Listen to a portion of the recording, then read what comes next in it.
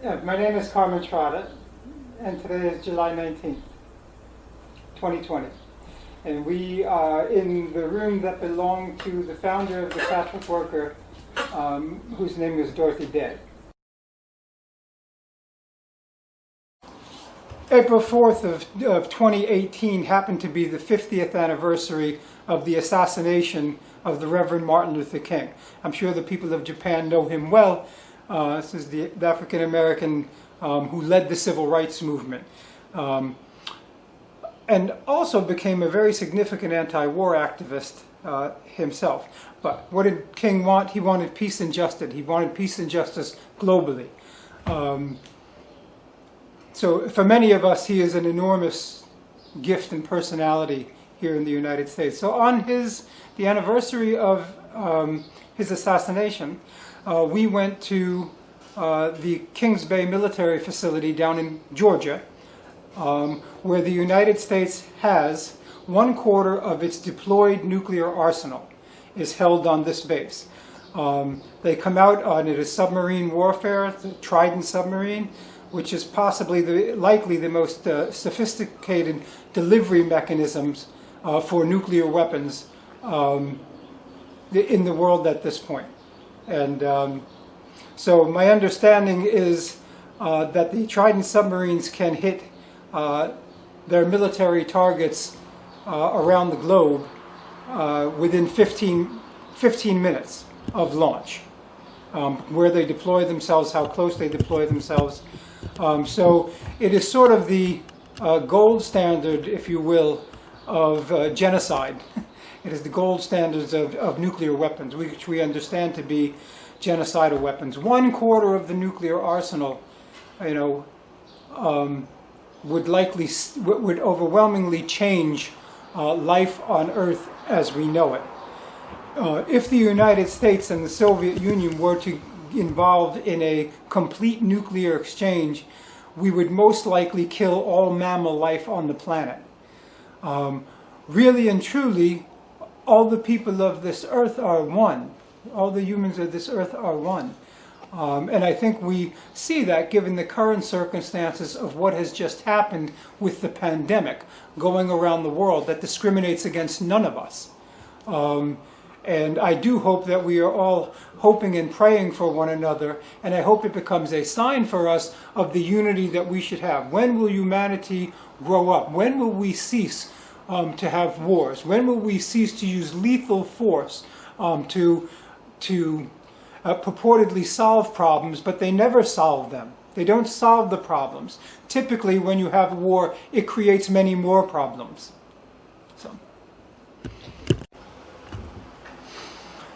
So I would say that this variety of action that we took, there were 7 of us. Most of us come out of the Catholic Worker, out of the Catholic left, so to speak. And for many people, when they first see the Plowshares action or hear of it, it can be a wake-up call, or it could be considered not very nice. It could be considered very unbecoming, because we go on to the military base, we went at night, we cut through fences. This is supposed to be a very high security military station in the United States. And we were able very quickly to get on the base.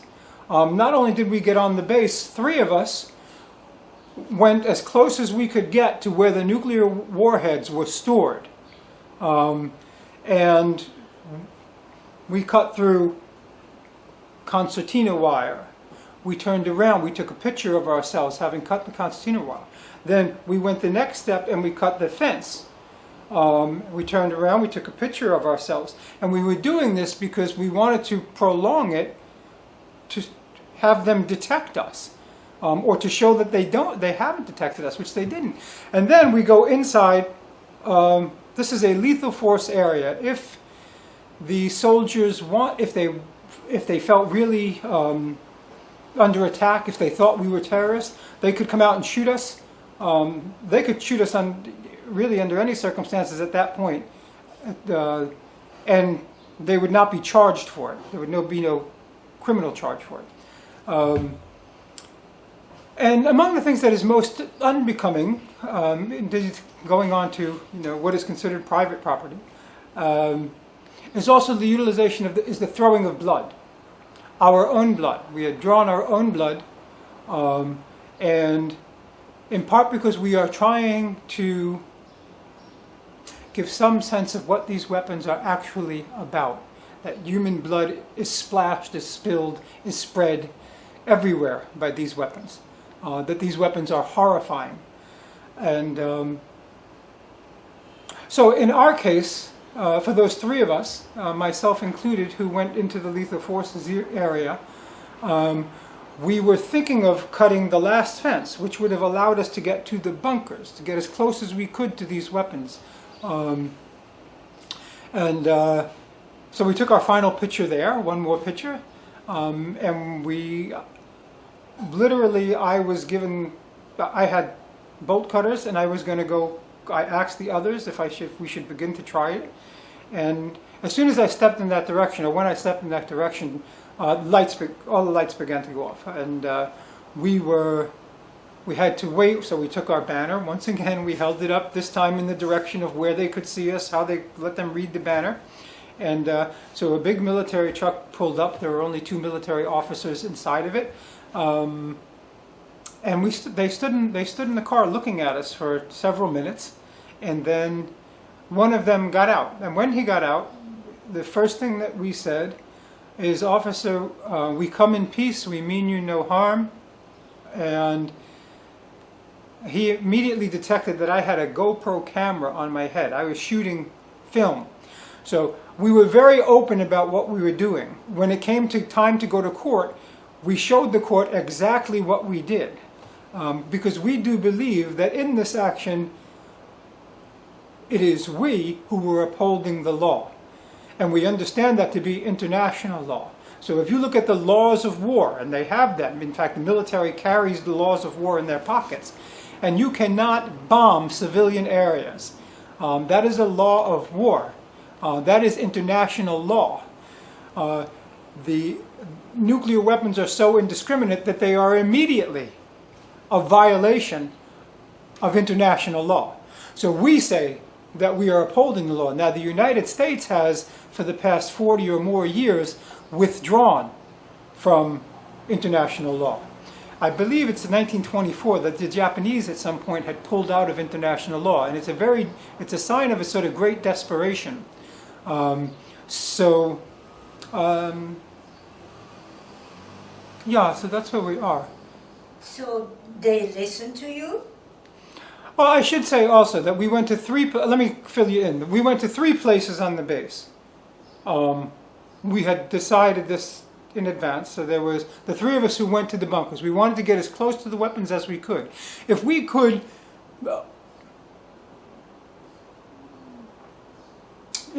dismantle a weapon, we would, but no one would really touch a weapon because we don't know what it is. It's too dangerous. So none of us would actually really do that. But the notion was to get there. We did bring hammers with us. So if we would have gotten to the bunker, we would have beat on the bumper. And the reason for that is, it is a biblical call. It is a biblical call. So we are 7 Catholic activists, and we are responding to the call of the prophet Isaiah, who is the prophet who is most quoted by Jesus in the Gospels. It is he who is really responsible for the Sermon on the Mount, the prophet Isaiah. And he says very early on in the Isaiah, in the book of Isaiah, that he says that there will come a time when humanity will come before the divine, and they will accept the wisdom of the divine. And at that point, they will beat their swords into plowshares, their spears into pruning hooks. They will no longer make war, neither will they study war anymore. And no one has studied war more than the United States. We've had, from World War II on, there have been constant wars. So this is this prophecy demands that we do this to grow up, to self-actualize as humans. And that's what we wanted to call out before. We wanted to call people to some recognition that the United States is, at this moment in time, refurbishing its entire nuclear arsenal. We have pulled out of the INF treaties. We pulled out of a series of treaties. The Iran deal we pulled out of. Yeah, so we are going to spend, the United States is going to spend over $1 trillion over the next 30 years refurbishing all of its weapons. This is a gross violation. In fact, it is the equivalent of a pullout from the Non-Proliferation Treaty, the most basic nuclear arms treaty on the planet, which had promised the world, that the great powers who had the nuclear weapons were going to over a period of time, were going to shed them and get rid of all of them. At this point, we are, I mean, it's more than 50 years old, that treaty. And we, as I say, we have really basically pulled out of the treaty.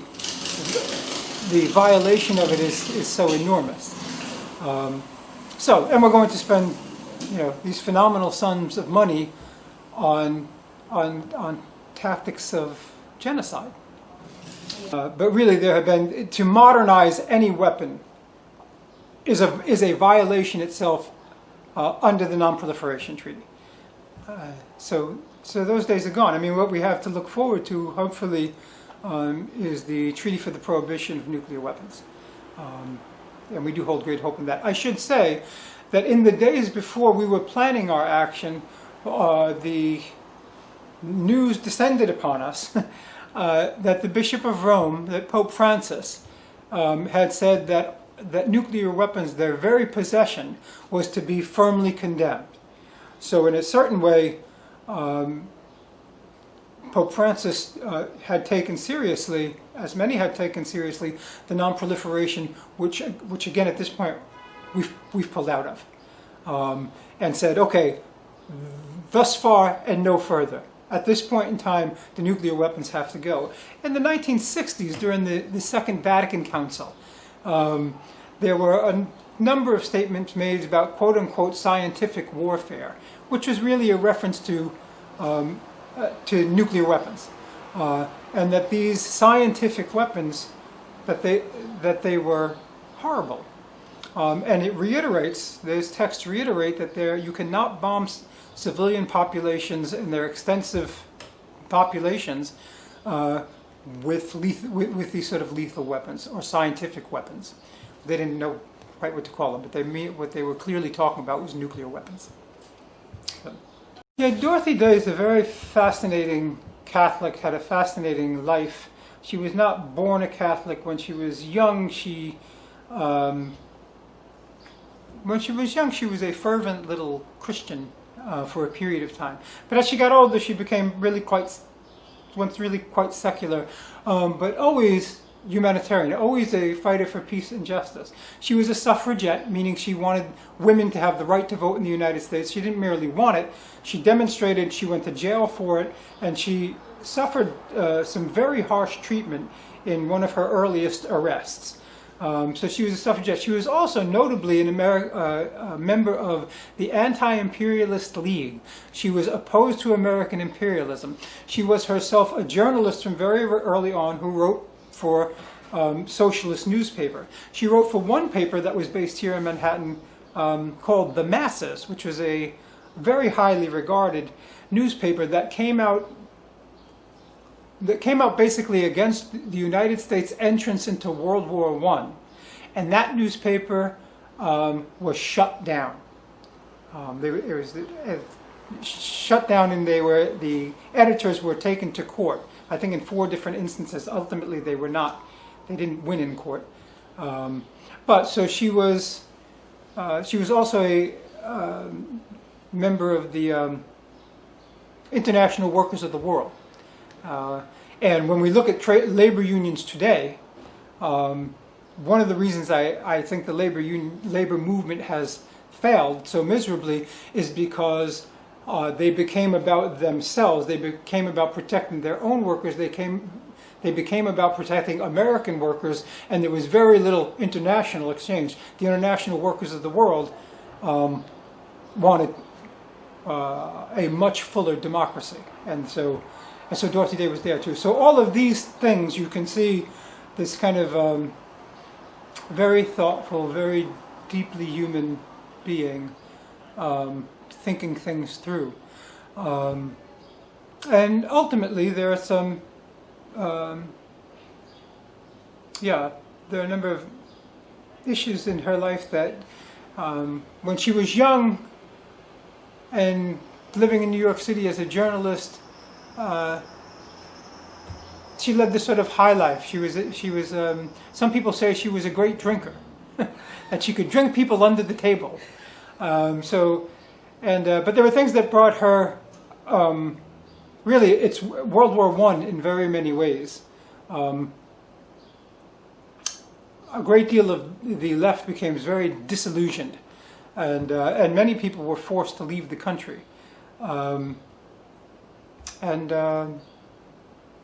So she began to think more seriously about her own, the structure of her own life. And she had always admired, there were episodes in her life where there were Catholics who had moved her. When she was a young girl, she had a friend, she was Protestant, the young girl mother was Catholic. And they had access to the house, they could run in and out of their houses. And one day the mother was praying for a statue of the Virgin Mary. And Dorothy ran into the room and saw this. And the mother was kind of, she was demanding, and Dorothy had never seen her so complacent. But here she was praying, and Dorothy runs into the room, and the mother waves her by and goes back into her prayer. And she was very moved by that all of her life. And there are other instances for Dorothy living in Manhattan in the 19-teens and 1920s. There are so many. I don't know if they're predominantly Italian in the neighborhood, but there were a lot of working class women who, when she was done with her night, it was so late that it was early in the morning, and she would come out and she would see all of these women going into the churches. And she admired them. She admired that they worked so hard, and that they would start their day with the Mass, and that touched her also. And ultimately, she converts to Catholicism, and she begins to take that and the call that is really made to Christians very seriously. The Great Depression hits. And she decides she wants to go back to the journalism, serious journalism. And what she wants to do is help those who are out on the streets, homeless, the poor. She meets a French intellectual, Peter Morin, who was the co-founder of the Catholic Worker. And Peter Morin, coming from where he comes from, knows the teachings he almost knows the teachings of the Second Vatican Council before they have occurred, in a way, because he knows the people who became very important minds for the Second Vatican Council. He knew Catholic social teaching, and he knew Dorothy was a journalist. He knew she had converted to Catholicism, and he was told to go find her, and his own dreams of creating a community, a lay Catholic community, came true when he met Dorothy Day. There is behind me, there's a picture of Peter Morin. I'm too far away from you. And there's this picture. Can you see that? So that's the co-founder, that's Peter Morin. This is an image of Dorothy Day. And there's a picture that this comes from. So at this moment in time, she is in Washington, D.C., at what is to be the main cathedral for Catholics in the country. And she prays there that she prays for an answer to what her life should be about. This is what she prays for. That a road be laid out for her, that she could begin to live in the way of Christ. And when she comes home, a couple of days later, is the time that she meets him. He's at her door, and he wants to talk to her. And that's how that relationship begins. It kicks off the Catholic worker. And so the Catholic worker has since then, I would remind you that Dorothy Day was a pacifist. So it's a very, very rare event to have a Catholic pacifist. Catholics always want to fight the just wars. Dorothy didn't believe there was any just wars, right? So that is what really makes her unique. I think it's the most important first thing that you could say about Dorothy Day is that she was a Catholic pacifist. Yeah, and they start out with the newspaper. The war has. The Nazis are a. She goes after in the newspaper. She goes after racism. In 1933-34, she's following the lynchings of Black Americans.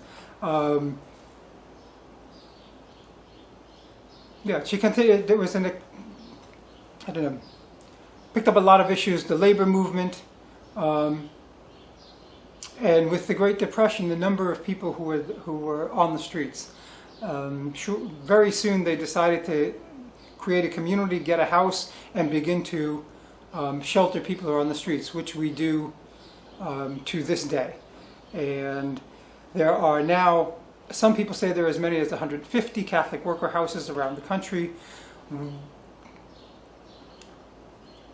In New York City, the Catholic worker moved around, typically on the Lower East Side, but so in Lower Manhattan for all these years. From 1933 onward, we've moved to different homes. And this is the latest home. Dorothy was here. We are in Dorothy's room. So this is the sort of, in a certain way, this is sort of the mother house of the Catholic worker more generally. They say there are over 150 Catholic workers around the country. And they're all pacifists. It's Mahatma Gandhi of India, who said that it's only the Christians who don't seem to understand that Jesus was a pacifist. So Dorothy understood that. So the Catholic worker continued to be progressive, pro-human, wanting the coming together of the planet. And so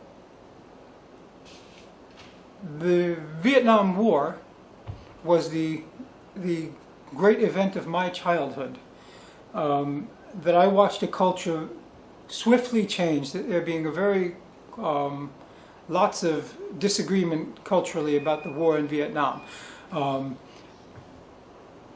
Sort of at that point in time, one did not think to say that the war is not right, is unjust.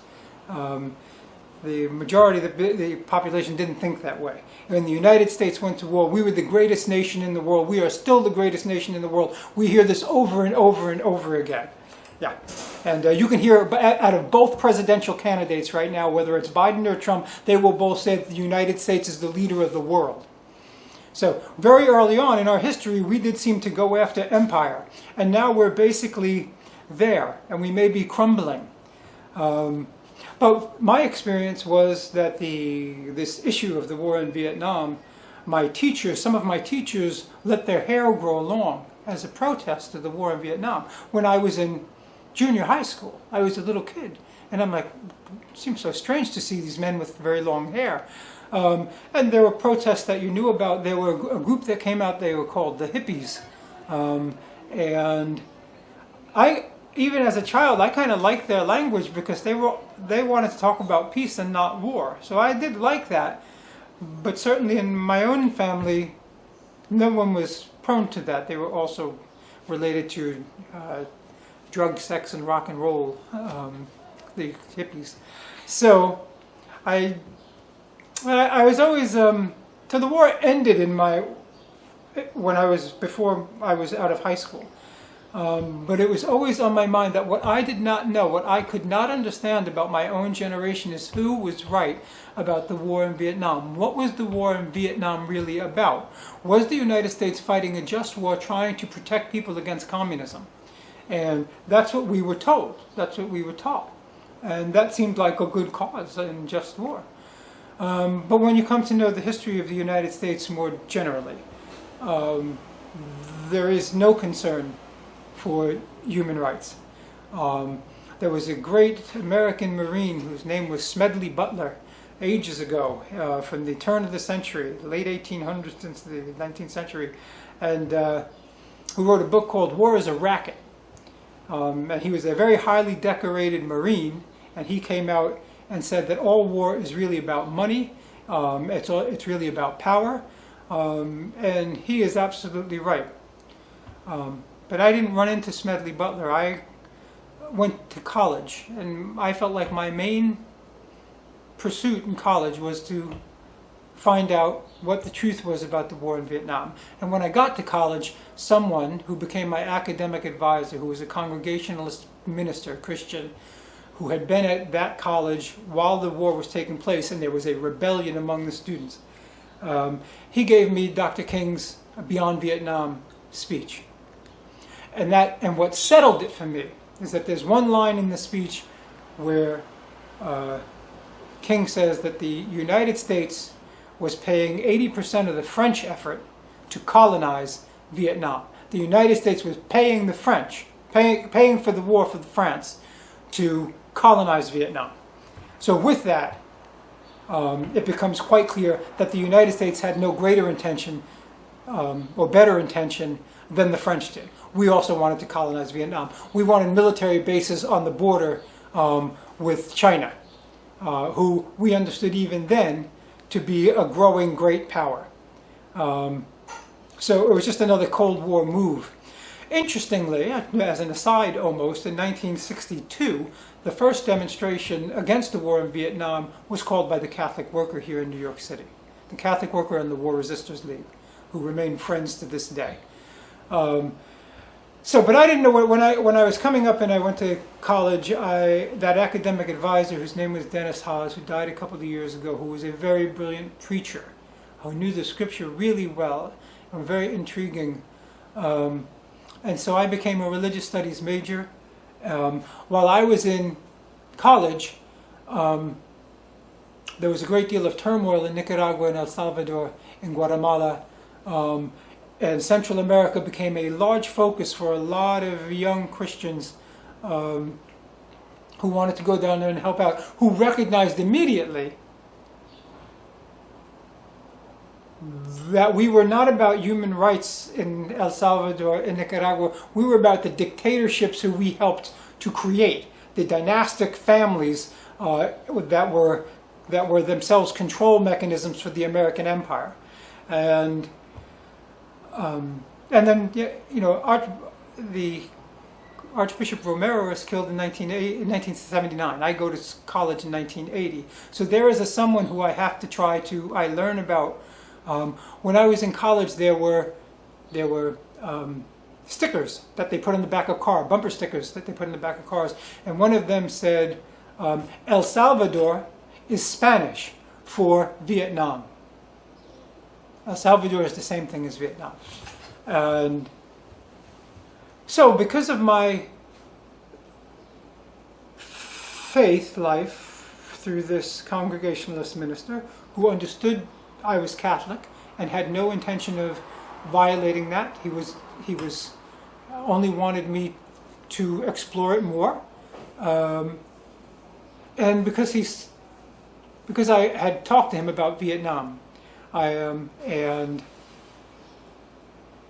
what it was like to be a professor at the university then. There was an episode on the campus during the Vietnam War where my professor, this minister, in Iowa, I was not as densely populated as many states, but percentage-wise, they sent a lot of kids to the war in Vietnam, and they had a large percentage that were killed in Vietnam. And so the school that I went to brought people into Iowa from outside of Iowa, and they were basically middle class or wealthy. The townspeople were working class people who were losing their children in Vietnam. The kids at the school put up the American flag upside down, which is a symbol of international distress, as you probably know. So it's not like burning the flag. It's saying something is very wrong. Help. We need help. The townspeople didn't take it that way, and they came onto the campus, and some of them were armed. And they called Dennis Haas out to mitigate this. So he was, in many ways, he was very, I think he was a brilliant person. So it was he who said to me, have you ever heard of the Catholic Worker? And the Catholic Worker's been in Manhattan forever. I live on Long Island. We're not very far away. I've never once heard the name the Catholic Worker. I never once heard the name Dorothy Day. So he sent me to the Des Moines Catholic Worker. As it turns out, the Des Moines Catholic Worker happens to be a Catholic worker that was founded by someone who had resisted the war in college a few years earlier, and who really understood what it was to resist during the period immediately after the Vietnam War, and started Catholic Worker then. So that was the Des Moines Catholic Worker, run by Frank Cordero, and so he sent me to the Catholic Worker, and I always thought it was fantastic what was going on. So at the Catholic Worker is supposed to be a life of voluntary poverty and the daily practice of the works of mercy. So none of us get paid, none of us have salaries. We beg for a living, and since 1933 there have been lean times and better times, and we've managed to survive by putting out the Catholic Worker newspaper. Whenever the Catholic Worker has told the audience, the people that it sends the paper to, that we need money, we have gotten enough money to do what is needed. So there's 2 houses here. I think there are 20 people staying at St. Joseph House, probably a similar number here at Mary House. In our house, it's less than the 3/4 of the community are people who were at some point otherwise homeless, and people are welcome to stay with us. Almost all the people at the house contribute to the life of the community in various ways, doing the manual labor that is necessary to get done at the house. So, and I've been at the Catholic Worker for 30 some odd years. I think it's 35 years thereabouts. And I've never wanted to leave. When I was at the Des Moines Catholic Worker, even then I said I'm staying at the Catholic Worker forever. And at this point, I haven't left. So I think I'll probably stay at the Catholic Worker forever. I think it's been a great jolt in the history of the American Catholic Church, the Catholic Worker. Always pushing the church to be its best and to not make the mistakes. So in the war in Vietnam, the Catholic faith was used as a sort of, we were going to bring the Vietnamese, we were going to bring Catholicism like the French to the Vietnamese, and they began discriminating against the Buddhists who have been in the country for so long. And you remember the episodes where the Buddhists in Vietnam immolated themselves, several of them, burned you can still get those videos online. And it was it's a terrible episode to support the war and to tell your young people to support a war that was really about empire. It's a mistake I think the church makes over and over again, and the Catholic Worker was that voice that could, I don't know if it's balance things out, but confront that as not just. This is not a just war. So really the action so I will tell you more about the Catholic Worker had some good friends over the years. So when Pope Francis came to the United States, I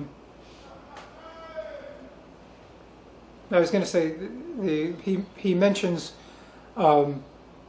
Abraham Lincoln, Martin Luther King, Dorothy Day from the Catholic Worker, and Thomas Merton And Thomas Merton is a monk in a monastery who becomes an enormous sort of teacher of meditation. He begins to explore Eastern religions. He's a brilliant writer, and he is deeply opposed to nuclear weapons. And one of the people who has turned him on to that is Dorothy Day.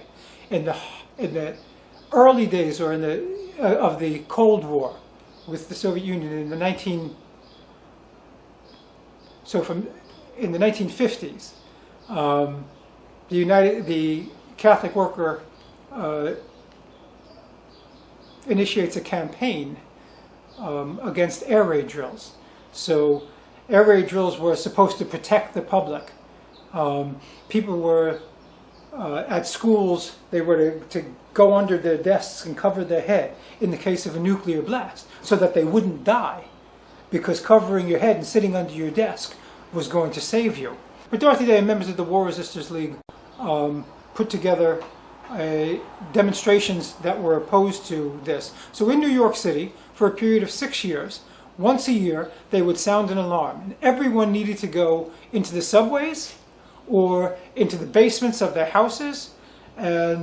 And Dorothy Day basically said, this is psychological warfare against the American people, and we're not doing it. And they were the only ones, they were the Catholic work and the War Resisters League, so they're the only ones who would not do it. They wouldn't go underground. In fact, they went and they sat in a park, side by side. They sat in a park. And for this they were arrested. At one of her trials, Dorothy Day was accused that because she had done this, 60,000 people might have lost their lives. Which is very strange. And but they did it 6 years in a row. And the first 3 years, no more than the first year there may be 15 people. The next year there are 13 people. It's got smaller. The next year they never got over 20 people in the first 3 years. But then the War Resisters League really began to organize it. In the third year they had 500 people, or the fourth year rather. And then they had, I forget what it was, by the final year, by the sixth year, they have over 1,000 people, and they have demonstrations in different parts of the city, and it actually shuts down the draft board raids. It was a very successful, nonviolent campaign against nuclearism that Dorothy was very much at the center of. Also, when in the immediate aftermath of the bombing of Hiroshima, I so wish someone would translate the document well. But Dorothy Day, in the next issue of the Catholic Worker, wrote a blistering letter, a blistering article about the bombing of Hiroshima and Nagasaki. And she talks about our Japanese brothers and sisters. And she says, will we breathe in their dusts when we breathe in the dust into our nostrils when we go down by the waterways here in Manhattan? Will it fall down upon us with the rain at our farm, at the Catholic Worker Farm? And she calls the scientists. She says the scientists of nuclear weapons. She says the scientists, and then paragraph in parentheses, she says the murderers. She calls them murderers. So it is a very, very emotional article that I would love to have translated really well for the people of Japan, because there was this one woman who stood up straight and tall, and before a nation that didn't want to hear it, she condemned the action immediately. So it is worth noting, Pope Pius XII was aware that they were doing nuclear work, not necessarily weapons work, but he gave a warning beforehand that if this new science becomes used to make weapons, that would be horrible. And then after, he also puts out a statement that says this is the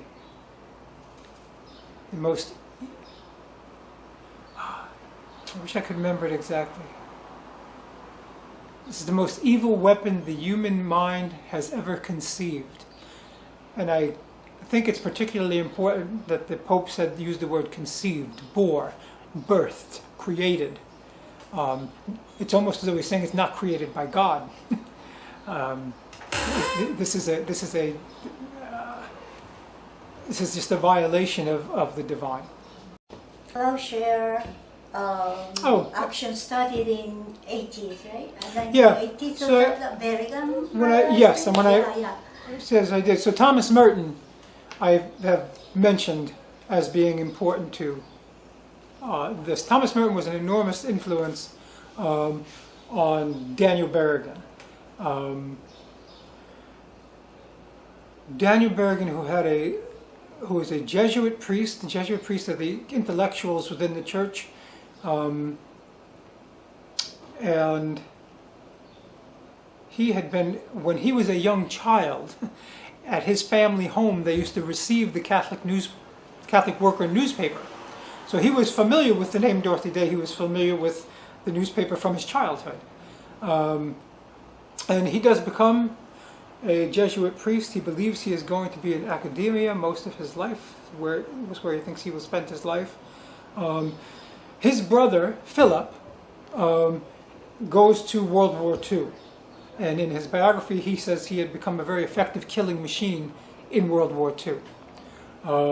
And he is, Dan Berrigan is a classic intellectual in many people's minds in that he is not a big burly guy.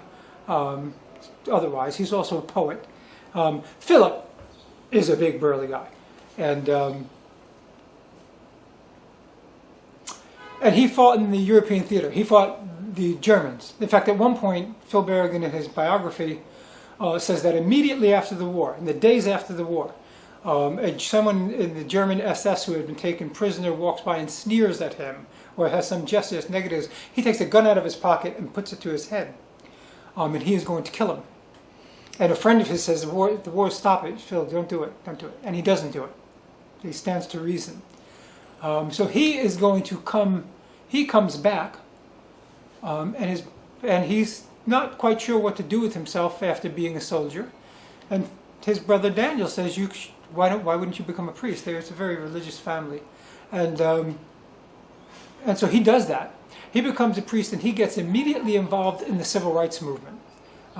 In fact, one of the things that he gained from the war in Vietnam, one of the things that he, from the Second World War, was that he was appalled that the black soldiers were segregated from the white soldiers on ships. They would have to sleep sometimes in the rain on board on the outer ship, and he sort of couldn't believe it.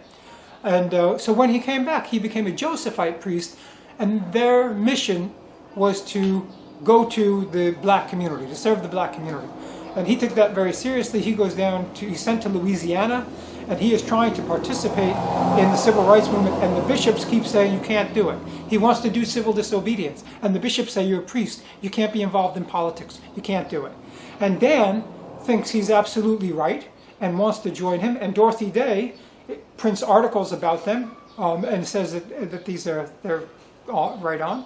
And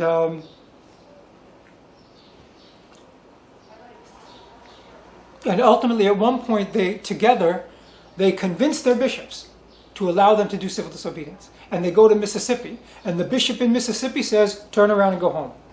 And they were obedient once again. They were obedient. But it was sort of the last straw. And they began to think about a form of disobedience that they thought was necessary. And Phil causes so much trouble down south that they kick him back up north into Maryland and the Northeast. If the Japanese don't know, Louisiana's way down south. So they kick him back up north, and the Vietnam War is now also on the scene.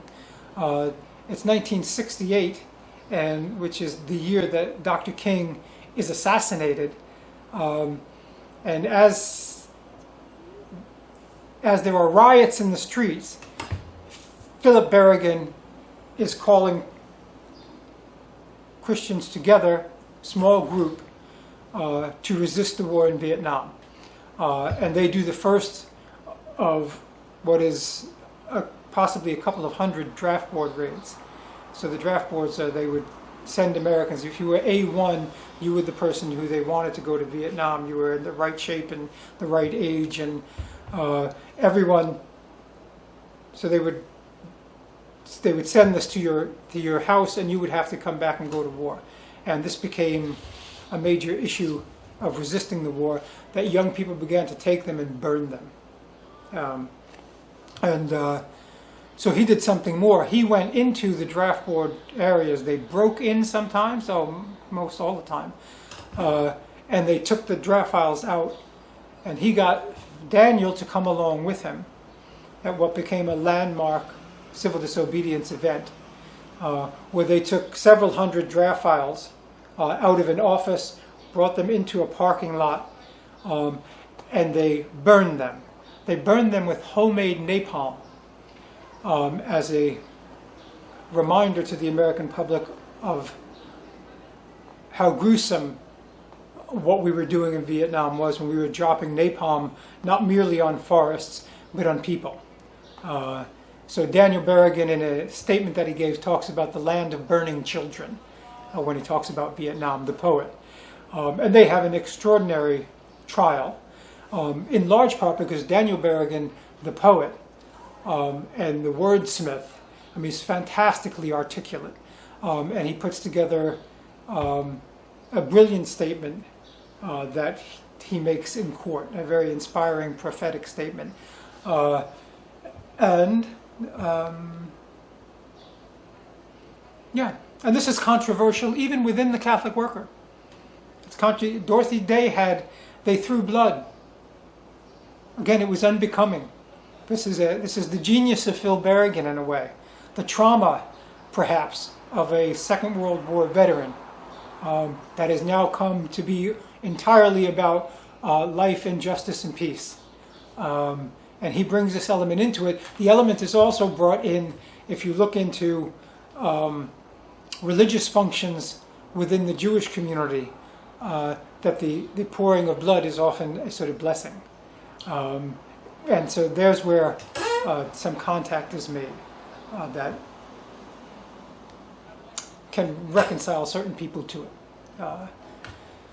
So they were enormous figures within the Catholic worker, and I had the good fortune. I never met Dorothy Day. Dorothy Day died while I was in my first year of college. That was the first time I heard about her. Catholic radical. I'd never heard of such a thing as a Catholic radical. And then because of the Catholic worker and because of coming to New York, Dan Berrigan lived at 98th Street here in Manhattan for many years. At one point when I was at the Des Moines Catholic Worker, my first time at the Catholic Worker, I don't know if this will make sense. If we go back in time, I am just out of college. I know the name Dan Berrigan. I know nothing about him. I know the name. He's a name, and he's like Angela Davis. He's like Abby Hoffman. He's a hippie. He's a hippie priest. And the many people that I put, they were all in the category of crazy. These were crazy people. I was brought up to understand these were crazy people. And ultimately, I read something by him. I thought it was the most beautiful thing I'd ever read.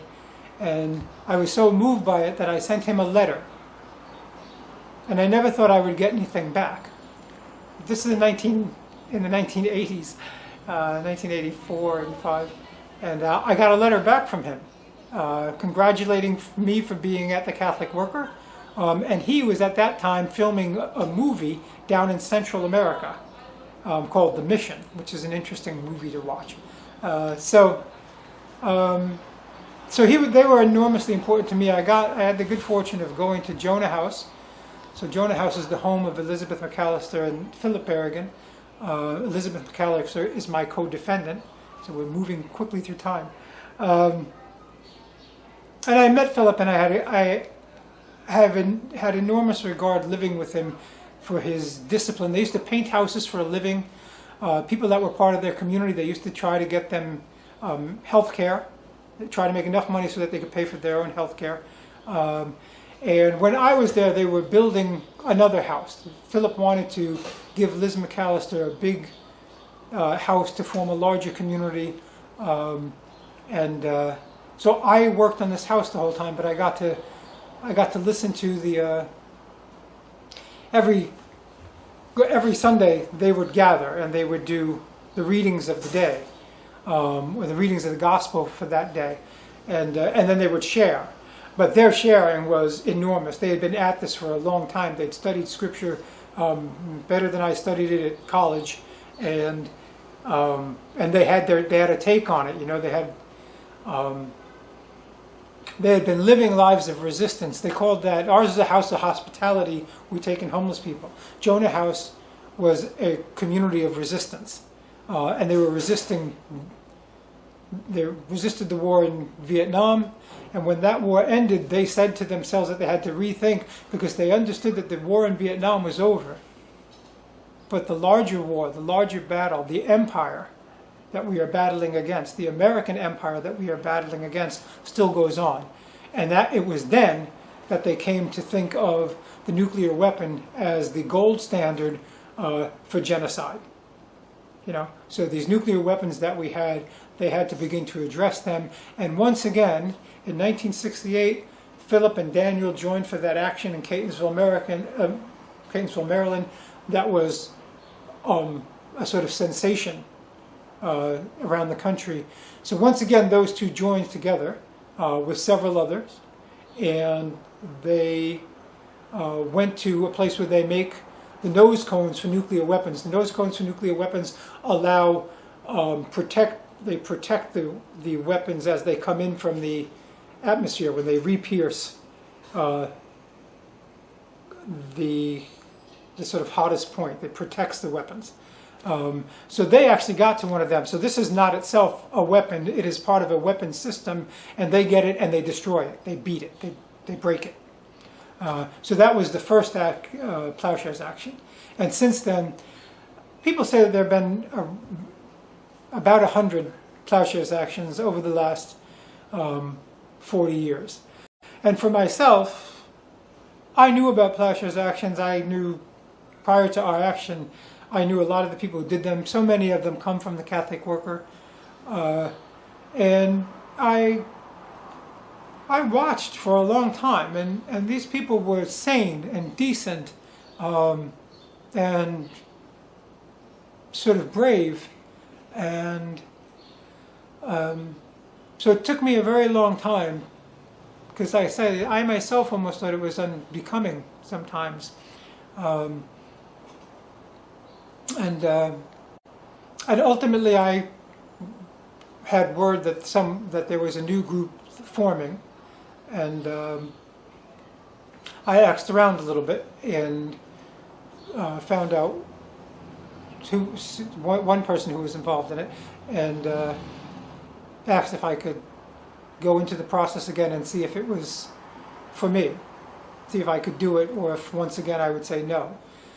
And then, you know, we'd met, and every time we met many times. Every time we met, we started the day with the readings of the day. Every day the church has readings from Scripture.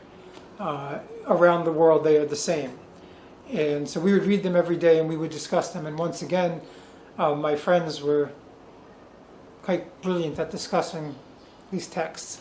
And it led me deeper and deeper into wanting to take the risk of doing a Plowshares action, which I then did. So, and we're now looking at 2.25 years in jail, and then 3 years of probation after being released from jail, after serving 2.25 years. The circumstances now are very strange because of the pandemic, and the prisons are incubators for the pandemic. So the question of going to jail right now is there's some speculation about whether or not you could get home confinement rather than going into a facility for as long as the coronavirus lasts. Obviously, we know very little about this virus. It seems to be a very cagey virus. People can't wrap their minds around it. We at the Catholic Worker, very sadly, had a friend recently who was at the Catholic Worker, and I don't want to cry. So they were a family, a wife and 3 children, and this Joe Hamilton, who had met his wife, who was the same generation as mine really, who had gone down. He met his wife resisting U.S. policy in Central America. He continued to serve the poor at the Catholic Worker, and then at his own job, where he basically ran a couple of sort of more serious shelters than the Catholic Worker, larger. So he beat the coronavirus in the first instance, but the coronavirus didn't sort of come back, but it compromised him, which he didn't realize or thought that he would get over. And one day he came home from work and he laid down and he died of a sudden heart attack. And so it's really a follow-on for the coronavirus. But it's a pretty deep hit for the community. So at this moment, sentencing may be on July 31st? Yeah, so because of the coronavirus, so formally, right now, there are legal documents that say we're supposed to go to Georgia for this trial, for sentencing, at the end of this month, at the end of July. But that's not going to happen, most likely. We have asked the court for a continuance. It is very likely, a continuance meaning set the date back, because Georgia is experiencing a spike in the coronavirus right now. The courts are basically, they have been closed, now they do some social distancing. We could consider that, we have a right to a public sentencing. So we could, this is a compromise because you'd have to do social distancing. Not as many people would be able to come. In fact, far fewer would be able to come. And really the courts are very backed up because of the coronavirus. So the courts would probably be quite happy to say, okay, they want to be put off, we could put them off and we could take some other cases now. So we're pretty certain to get it. And then there are other reasons to believe that we won't actually be sentenced until late September, to the end of September. Yeah. And when they sentence us, they will, it is most likely that they will allow us to go home and put our things together and to then, before a month's period of time is up, the prison will call us when they have an open bed, and we can self-report, which is a nicer way to go than being immediately incarcerated down in Georgia, put in a holding cell down in Georgia, and waiting for the nearest prison to take you in, and then you're in the the Department of the Prisons, and they will then consider to bring you close to your hometown and put you in whatever jail they want. And you do have you can say that you want to go, that you would prefer to go to this and this and this jail. So if you research them, some of them have things, some of them are places that would, some of them have classes, so you could learn how to do certain electricity or plumbing work or something like that. So that would be, they could sort of choose in that way. Father Kelly, one of them is in jail. I'm sorry? Steve Kelly. Steve Kelly. Well, I should say Liz McAllister. Let me say Liz McAllister spent a very long time in jail too. So she was this case? For this case. Okay. Yes. So the better part of 2 years, she'd already been in jail, and she didn't complain. She's very hardcore. She knows why she did what she did, and she's going to stick with it. She understands it as a Christian witness, that she did this in the name of Christ, and she will stick with it whatever it takes. And she did that. They kicked her out of jail. They they threw her out. She didn't. She was going to continue to do her time there, and they, for reasons that none of us quite understand, they kicked her. It's almost, yeah. They walked her out of the jail, and she had no idea why. She had to call for a ride to get home. No one was alerted, and so now she's in New London. Her two daughters live there, and they are taking very good care of her and with her. So she's very.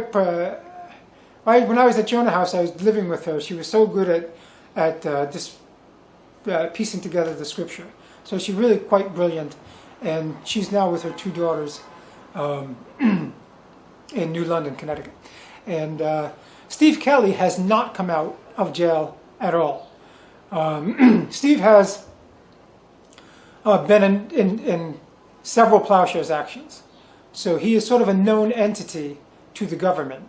It is also the case that when he did our action, he was already wanted for another action in a different state. So they won't, if they were to release him, if they were to release Stephen, he would get sent out to Washington State. At Washington State, he hadn't done a Plowshares action, he did a civil disobedience action or civil resistance action. And he was serving the time, and they were going to send him out and put him on supervised release. And he said, don't do that, because if you do that, I won't take an ankle monitor, I won't collaborate with you. I won't abide by it. Just leave me in jail. And the judge said, no, we're going to put you on an ankle monitor, and you need to report. And so Steve said, I'm not going to report. And the judge said, get out of here. And he didn't report. He did what he said. He's not going to report. Whenever he goes to a federal jail, he's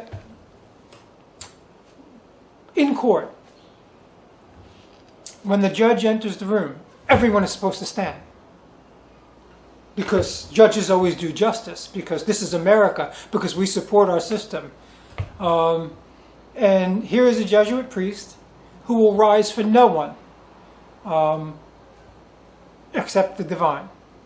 And so he will apologize and say, this has nothing to do with you personally, Judge. But I don't need to show obedience to you. I am obedient to God. And so he doesn't get up. And the guys in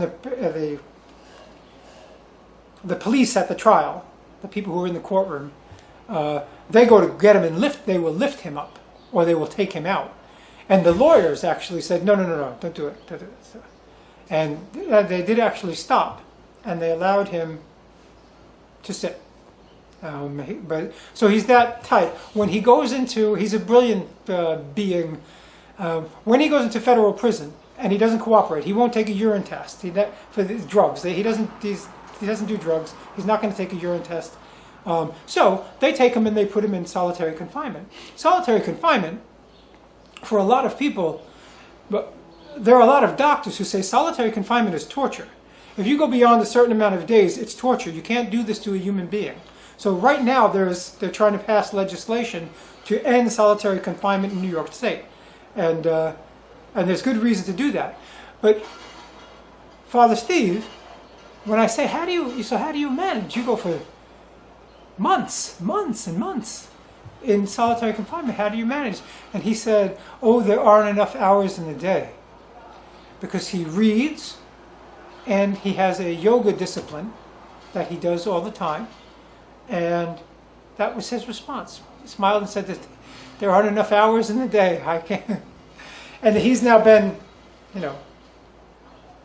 since April 4th, 2018, he's been in a jail that's sort of a holding cell. It's not like he doesn't get any recreation. He doesn't see sunlight. There is no recreation room. There's no place to run or exercise, or there is no library. They cart in random carts of books, and if you find one that you like, you can perhaps read it. people have to send him books from the outside. He is not able to send out a letter. He can't write you a letter. He has to write a white postcard this big. It's got to be a white postcard. Yeah, and so he writes, his handwriting is tiny, tiny, tiny, so he could impart something to anyone. So that's the only way he can communicate with the outside, unless he, his lawyers go to see him, people can go to see him, you have to travel a long way. And again, at this point, almost no one wants to go into the prison system. Yeah. And he calls, or people call, he calls from the prison to each one of us periodically. I imagine he does at least once a week, twice a week, and lets you know how he's doing. And every time at one point, he said to me, this is a while ago, it's over a year ago, but he picked it up, I was asking him how he's doing. He said, I want you to know that I'm still walking 6 inches off the ground because of you guys. Meaning he's elated, meaning he's still happy for having done what he did. So not a guilty conscience there. That's how you will be? Oh, I hope so. I can only hope so. I can only hope so. I will probably do the urine tests. I'm not there. Some message to Japanese viewers? I mean, I didn't realize that the leadership in Japan right now is actually in favor of being under the American umbrella. I have been given to understand by my friends that the majority of the populace is not behind that. The majority of the populace of Japan wants nothing to do with the nuclear weapons that were sort of tested in their own country. By the way, I don't believe that a growing segment of the global community, and certainly here at home, people who read about it, did come to understand that the nuclear weapon was not necessary to end the war in Japan. The war was basically over. It didn't save American lives. There was no reason for an American invasion. We've never left South Korea. We have troops there. We've never left Japan. We've never left Germany. We have troops in all these places. We have military bases around the world. We do need to come together as a planet and finally actualize as full humans. We can see that here in the United States with the Black Lives Matter movement, which has been sweeping through the streets of cities throughout the country, throughout the world. It is a very fraught time. It is time to pay very close attention. I think it is time to be very clear about justice and nonviolence.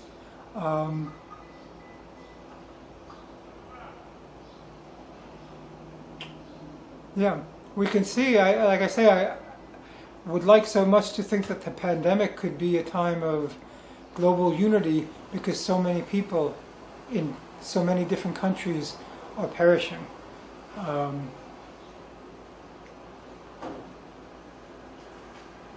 Yeah. So Americans are coming to reckon right now with their own history. We were brought up to believe that all men were created equal with certain divinely endowed rights. And so many of us with white skin didn't understand that deliberately excluded the African American population that was continued to be enslaved. And so right from the get-go, one of the icons of American history, Thomas Jefferson, when we were children, no one told us he was a slave owner. No one told us. It turns out that he's a very crafty writer and knew exactly what he was doing. And yet those words ring true, that all persons are created equal with certain God-given rights, in certain inalienable and God-given rights. Inalienable. The United States has a place called Guantanamo Bay where they tortured prisoners. There are still 40 prisoners there. People from the Catholic Worker, every one of us that was in that Plowshares action was involved in a group called Witness Against Torture, that was founded by going to Cuba. We went to Cuba.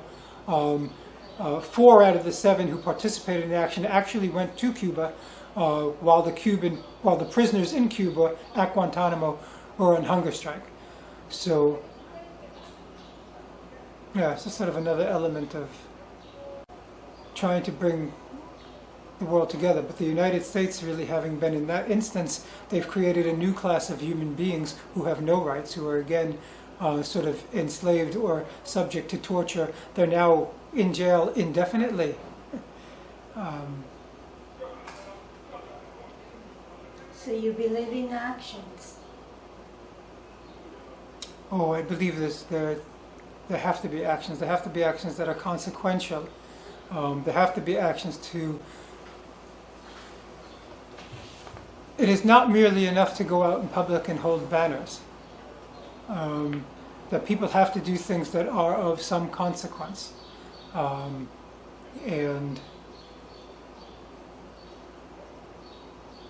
to be careful all the while to protect human life, as one does so. So yeah, I would think people need to get out on the streets. People also need to examine the laws. People need to confer with one another. Yeah, I would encourage, sort of now more than ever. It was Gorbachev who had offered total nuclear disarmament to the United States during the Reagan administration. And the United States said no, and it said no because it wanted what it began to call as full spectrum dominance: earth, air, sea, and space. It wanted weapons in space, and Donald Trump has now given us Space Command. We're going to put weapons in space. They're phenomenally expensive, a theft from the poor of the earth, no question. Violation of Mother Nature, and an almost childish, egotistical desire to dominate. And that's where America is at. I don't know, our alliance with Japan for these many years, or with South Korea, I mean, really, South Korea is almost is in certain ways a colony in terms of our input as regard their military. As I said earlier, we'd never left these other states. We have more military bases than any country has ever dreamed of around the world. So it's a dark time. The other thing to think about in terms of becoming active, becoming alive to save ourselves, to save oneself, is the global warming, which is again, a product of the extraordinarily wealthy who exploited something without thinking of what the ramifications would be. And suddenly we understand that as far back as 1970, Exxon understood exactly what was happening. Exxon actually took its rigs out in the ocean, and raised them several feet because it knew the water levels were going to rise. But they didn't share this information with the general public. This is a crime. Exxon should be shut down. All of its money should be taken. They should get rid of they should get rid of them. And there are a whole series of corporations that you might begin to look at and say, this corporation doesn't deserve to exist. Things that are polluting the environment.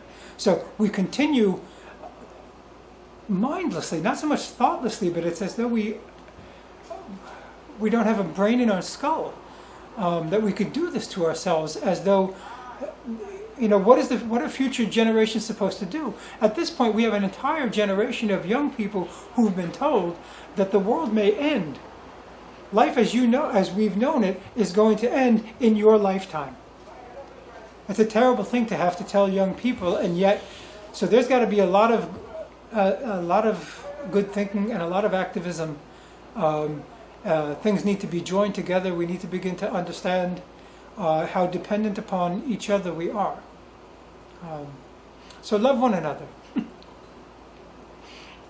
Thank you so much. Thank you.